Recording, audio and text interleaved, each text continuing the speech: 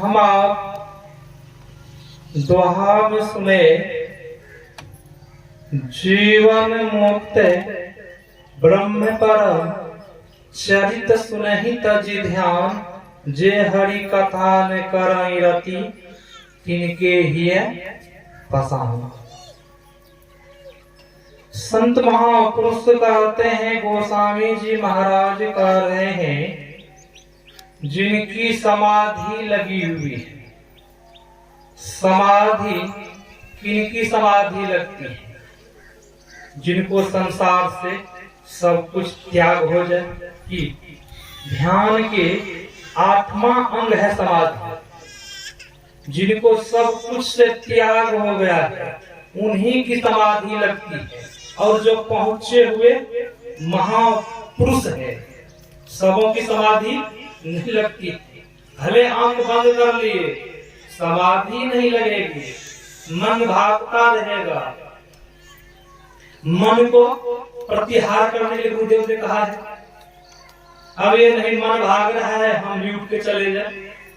बहुत आदमी दीक्षा लेते हैं, ध्यान तो करते हैं, ध्यान लगाते हैं, नहा धो करके ध्यान करने के लिए आते हैं, 5 मिनट में ध्यान करने बैठता है तो वह क्या कहता है, ऑर्डर करता है, क्या जी भोजन बना।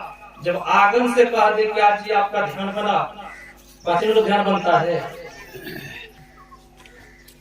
यहाँ समाधि सब कुछ से परित्याग हो जाए तब समाधि लगती।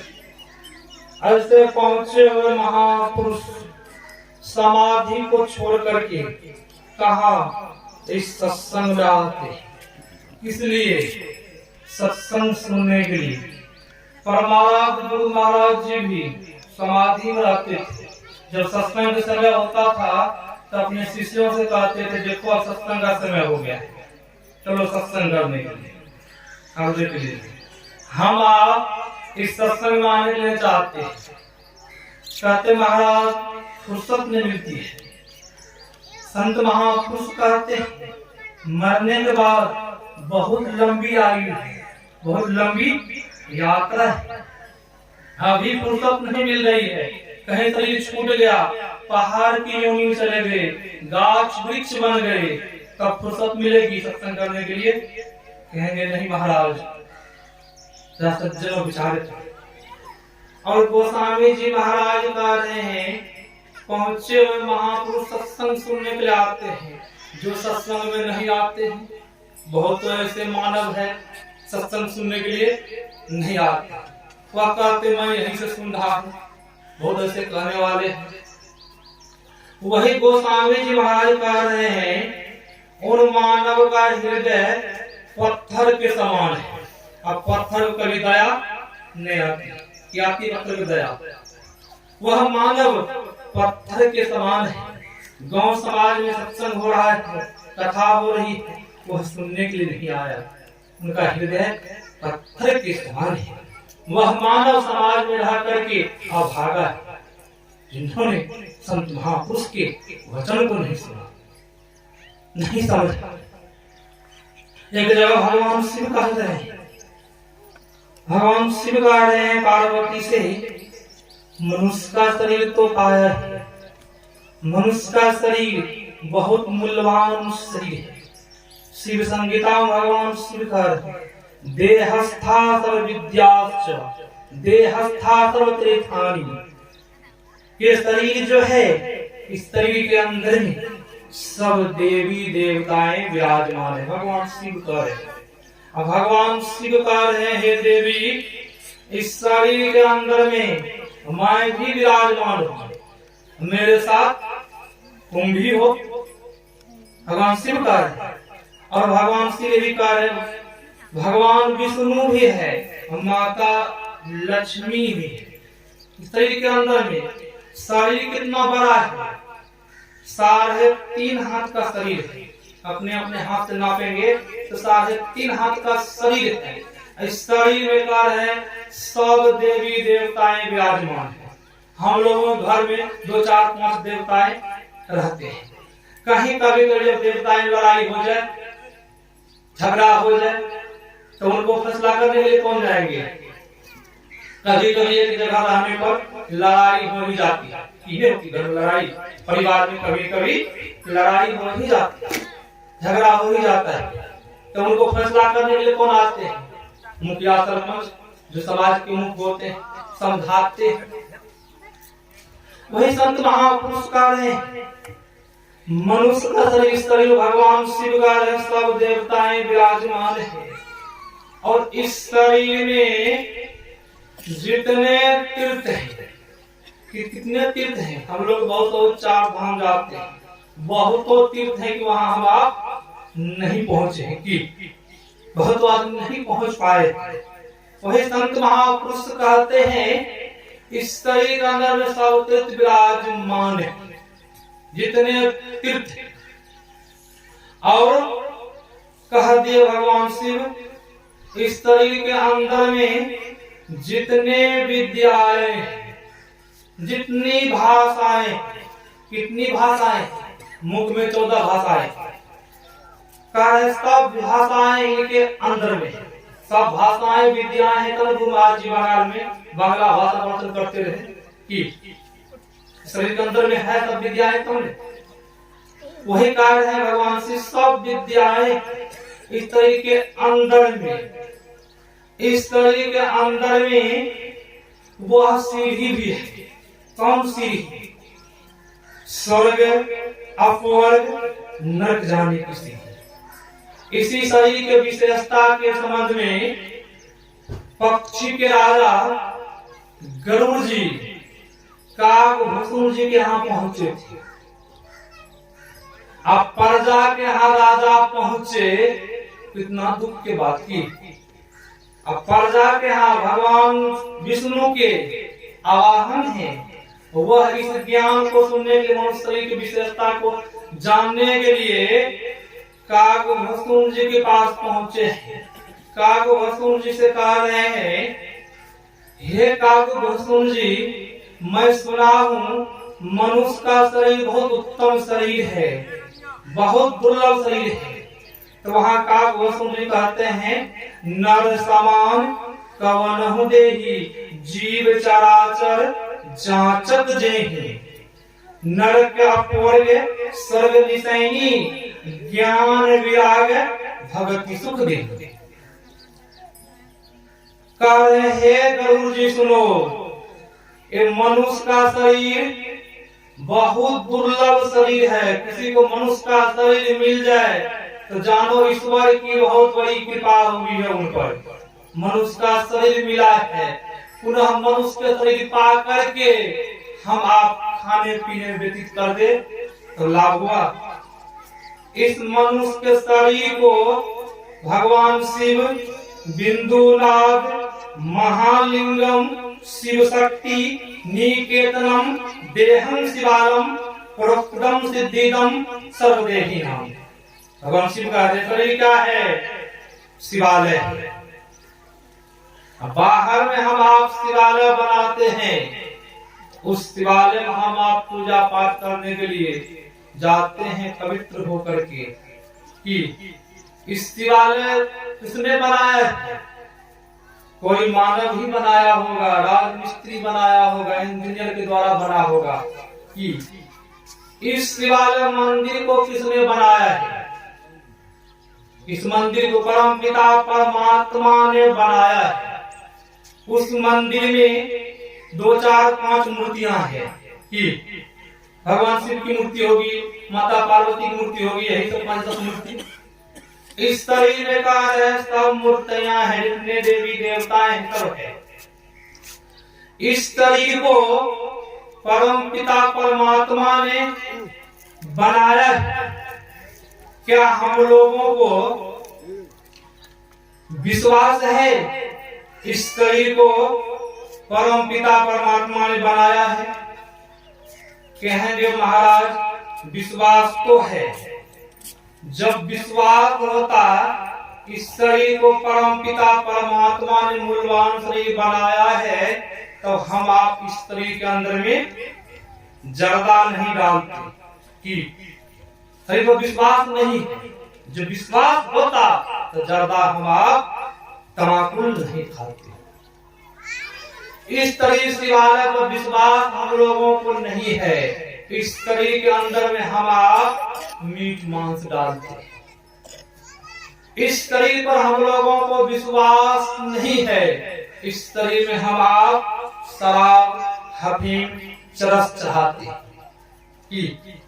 इस शरीर पर विश्वास नहीं है। हम लोगों को कभी कभी झूठ भी बोल लेते हैं कि इस शरीर पर हम लोगों को विश्वास नहीं है। कभी कभी धन संपत्ति बेईमानी कर लेते हैं। किनके लिए बेईमानी कर रहे हैं? कहेंगे भाई अपने पुत्र के लिए। क्या पुत्र इस संपत्ति को बोझ के ले जाएंगे? कहेंगे नहीं महाराज, जब पुत्र नहीं ले जा सकते, हम नहीं ले जा सकते हैं, तो क्यों बेईमानी करते? शरीर पर विश्वास नहीं। वही काकभूषण जी महाराज का है, सुनो गरुड़, ये मनुष्य का शरीर जो बहुत उत्तम शरीर है। इस शरीर में 3 सीढ़ी लगी हुई है।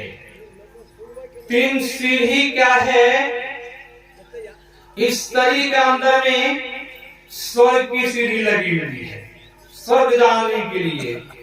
इस शरीर के अंदर में अपवर्ग की सीढ़ी है, अपवर्ग जाने के लिए। इस शरीर के अंदर में नरक की सीढ़ी है। तो गरुड़ जी महाराज कह रहे प्रभु जरा समझा करके कहिए। तो काकभूषण जी का सुनो गरुड़, जब आंख बंद करते हो तो क्या देखते हो? तो गरुड़ जी ने कहा मैं अंधकार देखता हूं। बोला वही अंधकार नरक की सीढ़ी है। नरक के सीढ़ी में, नरक में रहने पर क्या होता है?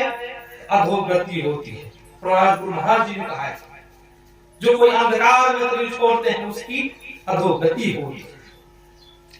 फिर काकभूषण जी कहते हैं सुनो गरुड़, जो अपने अंदर में प्रकाश देखते हैं, जो प्रकाश कभी खत्म नहीं होता है। यहाँ का प्रकाश खत्म हो जाता है कि संसार में प्रकाश, जब सूर्य निकलते हैं, धूप निकलती है, तो ये प्रकाश खत्म भी होता है। जो कोई अंदर में प्रकाश होता है वह प्रकाश कभी खत्म नहीं होता है।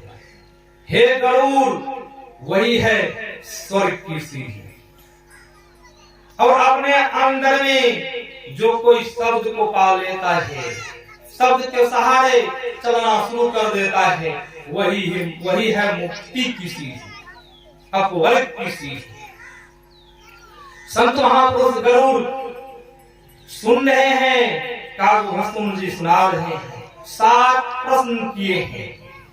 सबसे बड़ा सुख कौन सा है और सबसे बड़ा दुख कौन सा है? काकभूषण जी कह रहे हैं गरुड़ जी। गरुड़ जी सुन रहा और काकभूषण जी महाराज सुना रहे हैं। काकभूषण जी महाराज ने कहा सबसे बड़ा दुनिया में सुख है तो संत समागम मिल जाना। सबसे उत्तम सुख वही है। जिनको संत का समागम मिल गया है उनसे बढ़ के सुख कोई संसार में नहीं। सबसे बड़ा दुख कौन सा है? दरिद्रता प्राप्त करना, दरिद्र हो जाना, सबसे बड़ा दुख वही है। और बहुत प्रश्न पूछे हैं, मन का रोग क्या है? हम लोगों के मन में भी रोग लगा हुआ है। मन में रोग लगा हुआ है इसलिए हम आप सत्संग में नहीं आते हैं। मन का रोग क्या है? सतगुरु वैद वचन विश्वासा, संयम यह नो विषय की आशा। कौन? सतगुरु महाराज जी वैद है, डॉक्टर है। उनके बताए जब दवाई हम आप खाएंगे, जब संयम रहेंगे तब क्या होगा? मन के रोग से हम आप मुक्त हो जाएंगे। जब बताए मार्ग पर नहीं चलेंगे, डॉक्टर के बताए मार्ग बीमारी नहीं चले, क्या कभी ठीक हो सकता है? कभी ठीक नहीं हो सकता है। गुरु के बताए मार्ग पर शिष्य नहीं चले तो कभी कल्याण का हो सकता है, मोक्ष प्राप्त कर सकता है? कभी नहीं कर सकता है। क्यों? गुरु के बताए मार्ग पर चेला शिष्य नहीं चल रहा है। जब उनके बताए मार्ग पर चले तो परम का कल्याण होगा। वही हम आप लोग सुन रहे थे, भगवान श्री राम गुरु ब्रह्मणो पूर्ववासियों को बुला करके उपदेश कर रहे हैं। पूर्ववासियों का अर्थ क्या होता है? हम लोग यहाँ के वासी नहीं है कि इसे भगवान श्री राम कह रहे पूर्ववासियों। इससे कुछ देर पहले पंजाब के मुख्यमंत्री उन्होंने कहा था पूर्ववासियों को पंजाब से भगाओ, जितने बिहार यूपी के हैं, कि पूर्ववासियों जो यहाँ के वासी नहीं है, जो यहाँ के रहने वाले नहीं है। क्या हम लोगों को विश्वास है कि हम आप यहाँ के रहने वाले नहीं है? जब विश्वास होता तो हम आप भजन में लग जाते। विश्वास नहीं है। महाराज गुरु महाराज जी ने कहा है, जीवो परम पिता चिन्ह कहते संतन हितकारी। हे जीवो, उस परम पिता परमात्मा को चिन्हो कहते संतन हितकारी। तो वो संतों का यही कहना है, हम लोगों को पिता कौन है? तो परम पिता परमात्मा। हम आप उस परमात्मा के संतान। क्या हम लोगों को विश्वास है? हम लोगों को विश्वास है। और भगवान श्री राम उपदेश कर रहे हैं, बड़े भाग मानुष तन पावा, सुर दुर्लभ सब ग्रंथ नहीं गावा। ये शरीर जो मिला है बड़े भाग से मिला है। ये शरीर बार बार नहीं मिलता है। कोई चाहे फिर मनुष्य बन जाएंगे, ऐसा नियम नहीं। मनुष्य वह बन सकता है, गुरु महाराज को सुनाया तो मनुष्य वह बनेगा, भक्ति बीज बिन से नहीं। जुग जुग जाए अनंत, ऊंच नीच घर जन्म ले तो वो संत के संत। मनुष्य वह बन सकता है जो कोई भजन करता है, जिनके अंदर भक्ति का बीज पड़ गया है। तो हर शरीर छोड़ भी देगा, फिर उनको मनुष्य का शरीर मिलेगा। यहाँ पर भगवान श्री राम बड़े भाग मानुष तन पावा। मनुष्य का शरीर जो मिला है बड़े भाग से मिला है।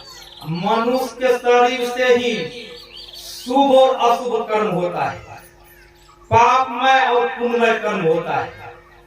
धर्म अधर्म किनसे? मनुष्य से ही होता है। पशु से होता है धर्म अधर्म, पाप और पुण्य उनसे नहीं होता है।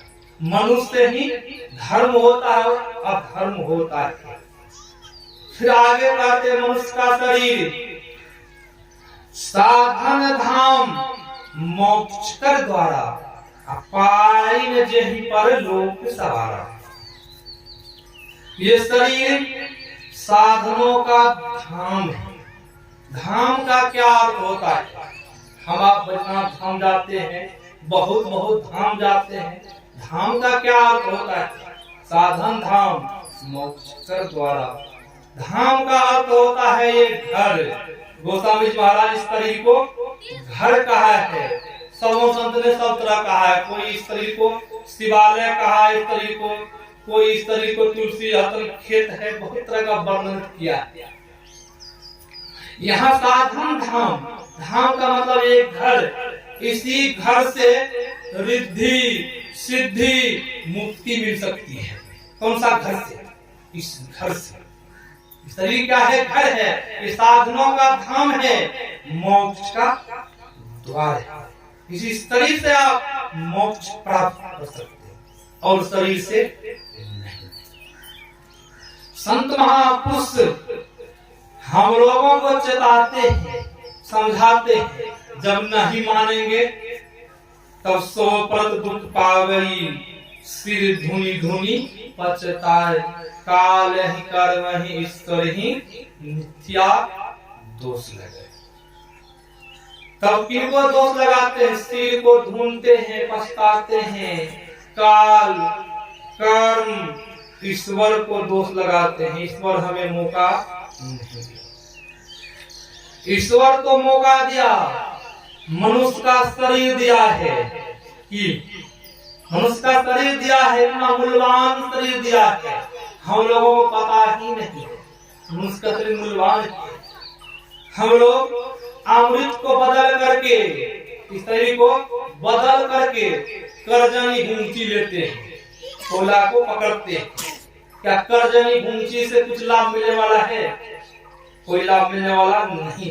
मूल्यवान तरी को हम गंवा रहे हैं, भक्ति भजन नहीं करते, सुमरन नहीं करते, मनुष्य का शरीर छूट जाएगा, हाथ मुड़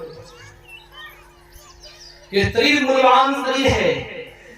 एक राज दरबार में एक नौकर काम करता था। राजाओं को यहाँ बहुत दिन से काम कर रहा था।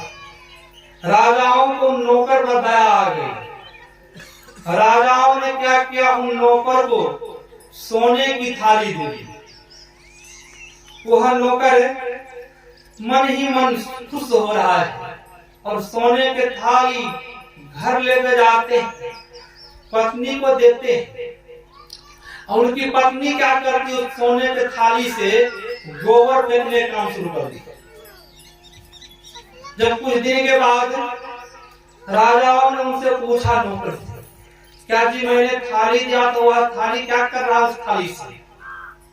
तो नौकर ने कहा, हजूर मेरी पत्नी जो उस थाली से गोबर के कारोबार करती है, गोबर ले जाती है, पाथती है, उस थाली मजबूत थाली। राजाओं को बड़ा अफसोस हुआ, महामूर्ख नौकर, मैं तो उनको सोने की थाली दी कि तो मातवर हो जाता, विद्वान बन जाता, धनवान बन जाता, ये सोने की थाली से इसने गोबर फेंकने का काम कर रहा। राजाओं ने कहा थाली जाओ ले आना मेरे पास। थाली ले आया। राजाओं ने क्या किया, थाली रख लेते हैं, 5,000 रुपया दे देते हैं। वो नौकर बड़ा पैसा को देखकर बड़ा खुश हुआ, राजा मुझे 5,000 रुपया दिया। सज्जन विचार करे, मनुष्य का शरीर बलवान शरीर प्रभु ने सोने की थाल दी है, हम आप इन थाल से गोबर फेंकने का काम कर रहे हैं कि हम लोगों को पता नहीं है, उस परमात्मा को पता है कि सोने की थाल। संत महापुरुष कहते हैं मूल्यवान एक गड़रिया भेड़ बकरी चराने के लिए जंगल गया। जंगल में गड़रिया ने देखा चमकता हुआ पत्थर जमीन में दबा हुआ। गड़रिया ने उस पत्थर को देखा, चमकता हुआ पत्थर को, गड़रिया के मन में पत्थर को लगा के हम ले लेते, बहुत अच्छा होता। गड़रिया उस पत्थर के पास पहुंचा, उस पत्थर को चाहा अलगाने के लिए, पैर से मरुआ, पत्थर नहीं अलगा। गड़रिया फिर हाथ भी लगाया, जमीन पर में दबा हुआ, हाथ भी लगाया, फिर भी नहीं लगा। गड़रिया ने क्या किया, जेवा से पैकेट से चाकू निकाला, उस पत्थर चमकता हुआ पत्थर को खोद करके निकाला। पत्थर में मिट्टी लगी हुई थी, पत्थर को साफ किया, पत्थर में छेद भी था। गड़रिया मन ही मन बहुत खुश हो रहा था, ये पत्थर जो फिर आगे आगे चल रहा है, फेंक के गला में फंसा दूंगा तो बहुत अच्छा होगा। गड़रिया ने वैसा ही किया, उस चमकता हुआ पत्थर में धागा फंसाया और जो भेड़ सबसे आगे आगे चल रहा था, उस भेड़ के गला में पहना दिया। गड़रिया मन ही मन खुश हो रहा है। जब धूप निकलती थी तो पत्थर चमकता था, गड़रिया और खुश होता था। उसी सड़क से एक जहुरी गुजर रहा था। जहुरी की दृष्टि पर जाती है, उस भेड़ के गले में चमकता हुआ हीरा। जहुरी मन ही मन सोच रहा है, लग रहा है गड़रिया महामूर्ख महापागल है, भेड़ के गला में हीरा पहना दिया है। इनको इनके बारे में पता ही नहीं है कि तो इनका भेड़ चलाना छूट जाएगा। ये महामूर्ख लग रहा, महापागल है। गड़रिया के पास वह जहुरी पहुंच जाता है। वह जहुरी कहता है, अरे गड़रिया, तुमने जो भेड़ के गला में चमकता हुआ पत्थर बांधा है, वह पत्थर मुझे दे दो। तो गड़रिया कहता है, ले जा फ्री में। क्यों ऐसा कहा, ले जा फ्री में? तो कोई कमाना नहीं पड़ा, फ्री में प्राप्त हुआ, इसीलिए कहा ले जा तुम फ्री में। जो कोई धन कमाते हैं उनको बड़ा दुख होता है कि जो कोई कष्ट मेहनत से धन कमाता है उनको बहुत दुख होता है। जो कोई फ्री के धन कमाया उनको कोई कष्ट नहीं होता। किसी को पैसा 2000 मिल गया उसमें 500 रुपया खर्चा भी कर देता है, उनको कोई दुख नहीं होता है। जो कोई मेहनत करता है पसीना चुहाता है उनको मेहनत का दुख होता है, मैंने बहुत कष्ट से पैसा कमाया। अब गैरिया का ले जा फ्री में, मैं फ्री में दे रहा हूँ। तो जहूरी ने कहा मैं फ्री में नहीं लूंगा, इनके बदले में कुछ न कुछ लेना होगा। तो गैरिया कहता दे दो जो देना है। जहूरी ने क्या किया, मन ही मन खुश हो रहा है, 5 रुपया का सिक्का निकालता है, उस गैरिया को दे देता है। गैरिया से कहता है अब चमकता हुआ हीरा मुझे खोल के दो भेड़ के गला से। गैरिया जाता है, भेड़ के गला से चमकता हुआ हीरा खोल करके जहूरी को दे देता है। जहूरी मन ही मन खुश हो रहा था कि मैं मूल्यवान धन को पाया, 5 रुपया में ही पा लिया हीरा को मैंने। जहूरी ने क्या किया, उस हीरा को तहत पर लेकर के बहुत गौर से देखा है। होता क्या है, वह हीरा हाथ पर से गिर जाता है जमीन पर, हीरा का 100 टुकड़ा हो गया और हीरा के अंदर से आवाज आती, अरे जहूरी मुझे गैरिया ने पैर से मरोड़ा, मुझे दुख नहीं हुआ। गैरिया ने मुझे खोद के जमीन के अंदर से निकाला, चाकू से मुझे कष्ट नहीं हुआ। गैरिया ने मुझे भेड़ के गला में पहना दिया, मुझे दुख नहीं हुआ। अरे जहूरी तुम तो मेरा मूल जानता था, मेरा 5 ही रुपया मूल है, तुम्हें तो सही मूल लगाना चाहिए। मतलब क्या, हम लोगों को परमात्मा रूपी जहूरी ने हम लोगों को यह हीरा रूपी शरीर दिया है। हम आप गैरिया के समान बन चुके हैं। हम लोगों की शरीर के संबंध में पता ही नहीं, पता किनको है, संत महापुरुष ऋषि को पता है।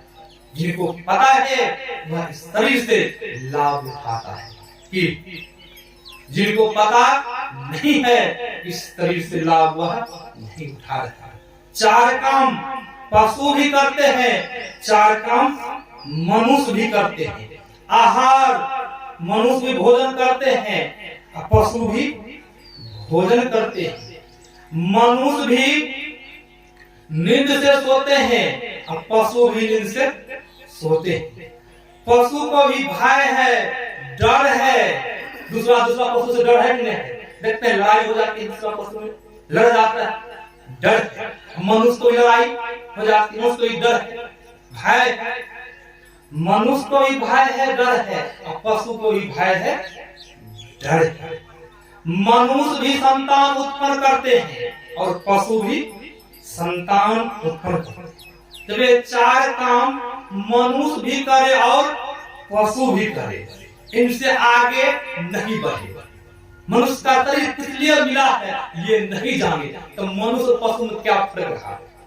गुरु महाराज जी कहते थे, एक चिड़िया भी अपने बच्चे के लिए घोंसला बनाती है, चिड़िया भी अपने बच्चे के लिए दाना चुन कर लाती है, बच्चे के लिए घर बनाती है चिड़िया।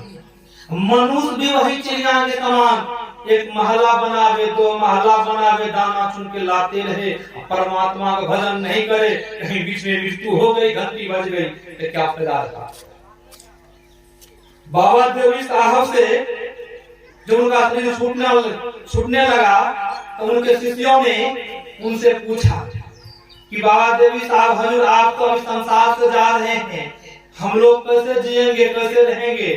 तो बाबा देवी साहब ने कहा, यह संसार वो हम है, यह संसार झूठा है, इस संसार में अभ्यास करो।